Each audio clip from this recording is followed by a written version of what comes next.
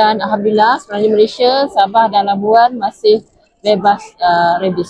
Sehingga September 2025, seluruh Malaysia kita telah vaksin 13,612 ekor anjing. Dan untuk negeri penampat di sebenarnya Malaysia, kita telah vaksin sebanyak 5,965 lah.